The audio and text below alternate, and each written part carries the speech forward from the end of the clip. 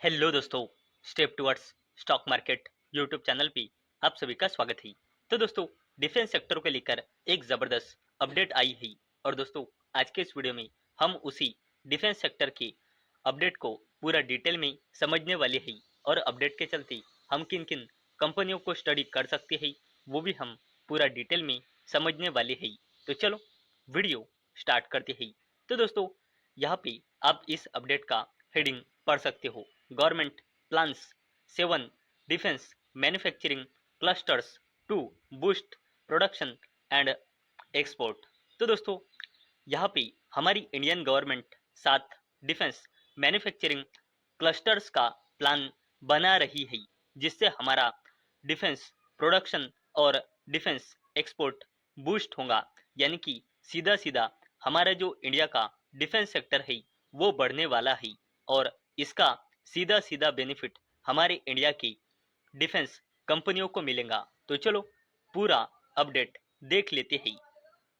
तो दोस्तों, पहला क्लस्टर हो सकता है कर्नाटका यहाँ पे, और दोस्तों बेंगलुरु ये इंजन रह सकता है कर्नाटका का क्लस्टर का, with presence of Hindustan aeronautics limited, Bharat electronics limited, DRDO और बीईएमएल के साथ। वैसे ही दोस्तों इसे बैकिंग मिलने वाला है आईआईएससी बेंगलुरु और आईआईटी धरवाद के तरफ से। और दोस्तों ये जो क्लस्टर है ये उम्मीद है कि कंसर्न रहने वाला है एरोस्पेस सिस्टम्स के साथ, डिफेंस इलेक्ट्रॉनिक्स के साथ, एआई और हाई एंड डिफेंस टेक्नोलॉजीज के साथ।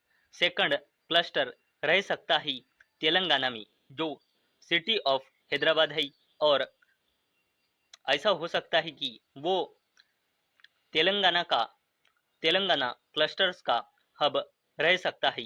और ये बिल्कुल रेडी है भारत इलेक्ट्रॉनिक्स, डीआरडीओ लैब्स और टाटा एडवांस सिस्टम्स के साथ काम करने के चलते। और दोस्तों ये क्लस्टर फोकस करने वाला है missile, drone, defence electronics, aerospace systems. IIT Hyderabad के साथ मिलकर ये काम करने वाला है इस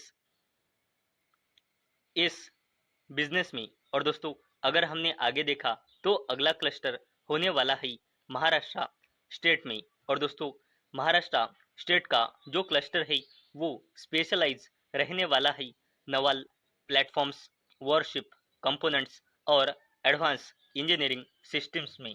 और दोस्तों ये डिफेंस सिस्टम में एक सिग्निफिकेंट रोल अदा करेगा। और दोस्तों इसका प्रेजेंस मुंबई और पुणे में रहने वाला है। और दोस्तों इसे रिसर्च के चलते सपोर्ट मिल सकता है आईआईटी बॉम्बे, और इसमें इसमें की प्लेयर्स रहने वाले हैं मैजगॉन्डॉक, भारत फोर्ज और लार्सन एंड टुब्रो। अगर हमने आगे देखा तो अगला राज्य है गुजरात। और दोस्तों गुजरात का कोस्टल इंफ्रास्ट्रक्चर और इंडस्ट्रियल बेस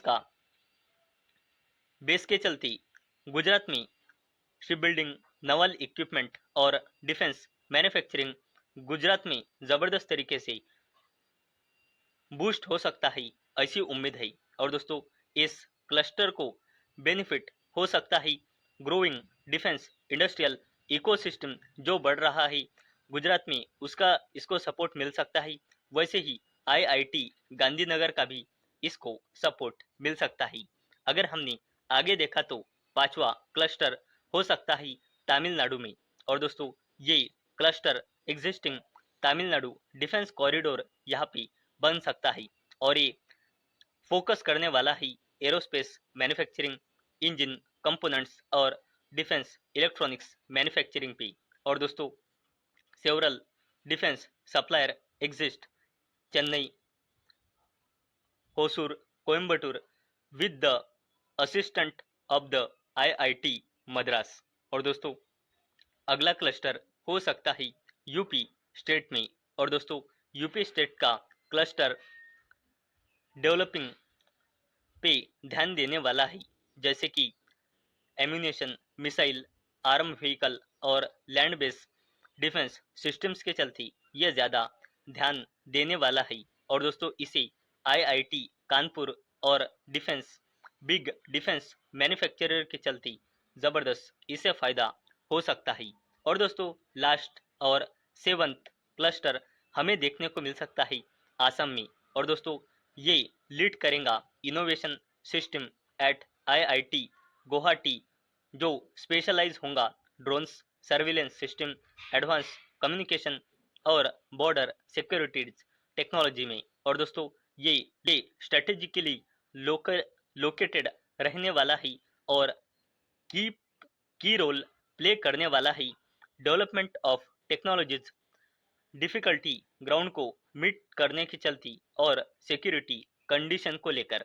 और दोस्तों अगर अभी तक हमने देखा कि इंडियन गवर्नमेंट प्लान बना रही है 7 क्लस्टर को लेकर, जिससे हमारा डिफेंस प्रोडक्शन और इंडिया का डिफेंस एक्सपोर्ट इंक्रीज होगा। और दोस्तों अभी का अगर हमने अवेलेबल डेटा के हिसाब से इंडिया का डिफेंस प्रोडक्शन और इंडिया का अगर हम एक्सपोर्ट डेटा देखते हैं डिफेंस का, तो फाइनेंशियल ईयर 2026 के हिसाब से इंडिया का डिफेंस प्रोडक्शन 1,78,000 करोड़ रुपए तक पहुंच चुका है, जो ईयर ऑन ईयर बेसिस पे 15.6% की ग्रोथ बताता है।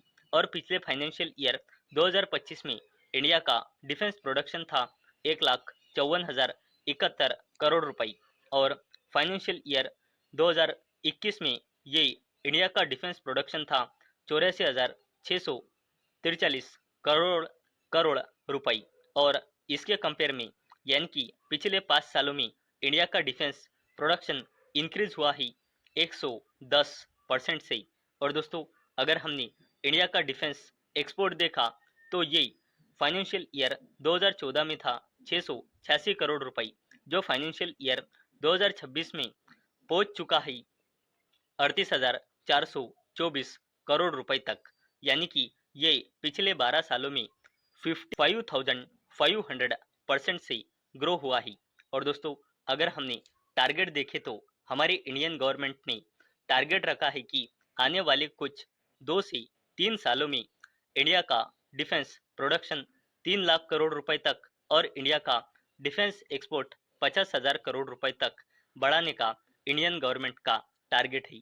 और दोस्तों अगर हमने देखा कि इस अपडेट के चलते हम किन किन कंपनियों को स्टडी कर सकते हैं, तो इस शानदार अपडेट के चलते हम डिफेंस सेक्टर की Hindustan aeronautics limited, Bharat electronics limited, Bharat dynamics limited, Paras defence और मैजगॉन डॉक, इन शानदार कंपनियों को हम इस अपडेट के चलते स्टडी कर सकते हैं। तो दोस्तों मुझे उम्मीद है आपको ये वीडियो पसंद आई होंगी। तो दोस्तों अगर आपको ये वीडियो पसंद आई होंगी तो इस वीडियो को लाइक करें और चैनल को सब्सक्राइब करें। और दोस्तों मैंने ये वीडियो सिर्फ और सिर्फ एजुकेशन और इन्फॉर्मेशन पर्पस के लिए बनाई है। मेरी ओर से कोई भी रिकमेंडेशन नहीं है कि आप इन स्टॉक्स को बाय करें, सेल करें या फिर होल्ड करें। तो चलो मिलते हैं अगले वीडियो में, तब तक के लिए टाटा, बाय बाय।